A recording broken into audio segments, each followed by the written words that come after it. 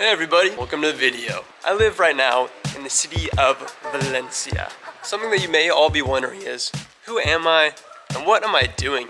So the story goes back a while ago to December when I graduated my university, wrapped up school, and I decided that I wanted to do a little something more before I hopped in the world of work. I've always been very keen on the idea of learning Spanish, and well, I wanted to go to Europe, and I figured there's no other time in my life that I'd be able to do something like this. So I packed up everything I owned, sold everything I didn't, and I moved myself out here to Valencia, Spain. I've been stationed here in Valencia for my whole entire time. I am kind of a semi-permanent resident, as I'd call myself.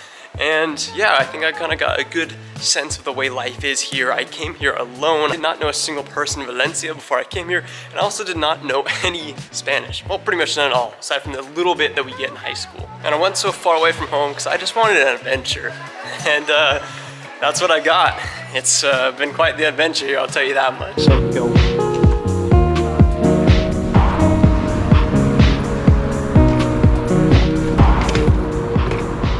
Now, I'm not gonna sugarcoat it in any way whatsoever. When I first got here, I got my butt kicked, man.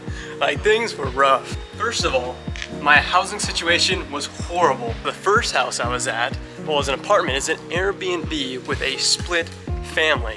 So that being said, keep in mind, I'm sitting there. I don't know any Spanish. I don't know where I'm at. I do not understand the culture. I do not know anything.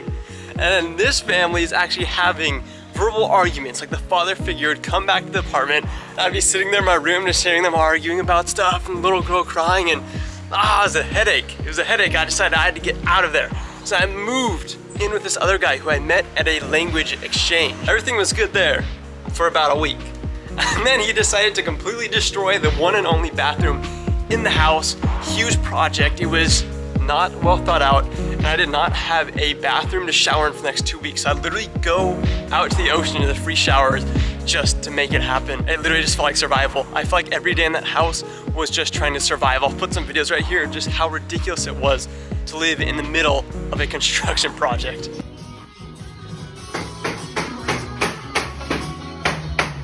Can't tell right now if I live in hell or paradise.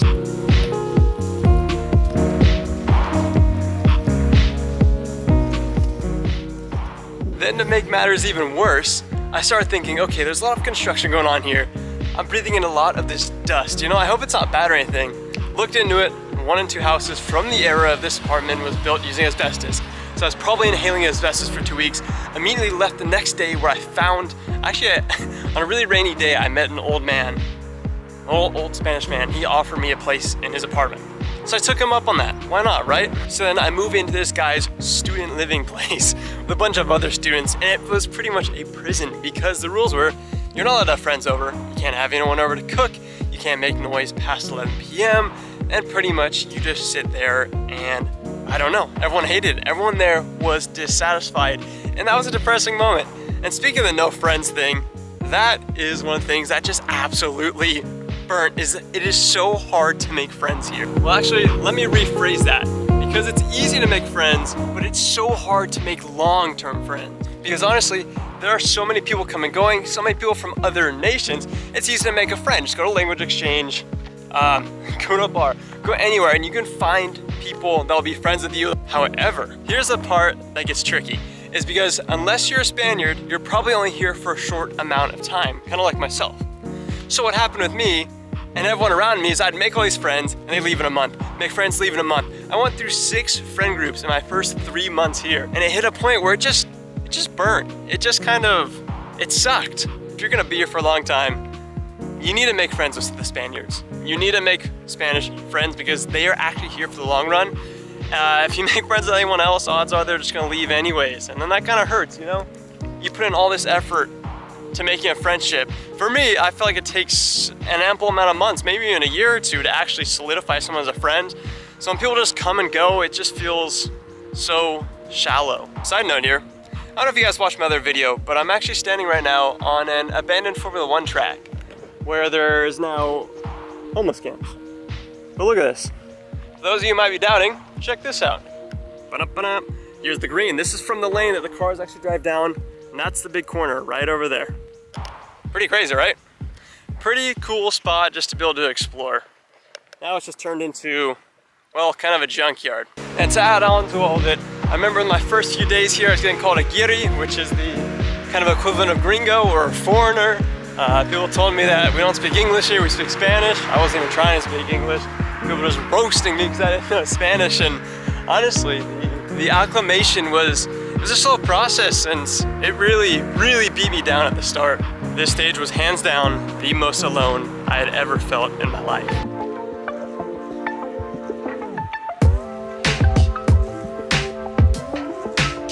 So right here I've got myself a pretty classic bocadillo.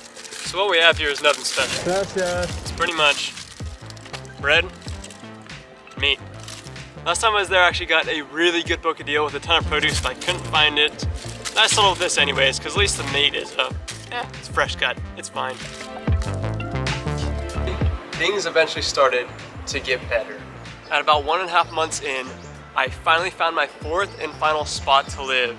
And at this spot, it's just been amazing because, well, I got my own room, I have a peaceful house, and I have Spanish friends, and that is such a big thing because they are permanent friends. They are from here, they are staying here, and they're here just to live life, you know, kind of like how I'm doing. So it's just great to have a solid backing. I have a solid house where I can feel safe and I can feel comfortable, and then I have a solid group of friends I can rely on to pass time with. I heard some music going on, so I figured I'd go check it out. It was some sort of boating convention going on over there in the old warehouse, but I got a story to tell, so let's get back to it. So then, at this same time that I actually came into this new housing group, I started making friends at my school, and all of a sudden I started getting the closest friend group that I've had my whole entire time here. We had about 8 members. We would do everything every single night of the week. We'd go out, we'd go and explore the whole city. You're doing so much tourist stuff. It was absolutely hectic. I went from being the most lonely I've ever felt, the most busy and occupied in my whole entire life. And honestly, after 2 months of living like that, I burnt out completely. So where does that bring me now? And honestly, life is mellowed out quite a bit. Like I was saying, life has slowed down a bit. I'm no longer living that crazy fast life I was living. I pretty much go to school. I go to school for about 5 hours a day. I hang out with my roommates, they're always there when I need them to be. I hang out with my friends. I've made solid long-term connections from the class. So that's where I spend a good amount of my time is talking to those people. And another good amount of my time practicing Spanish.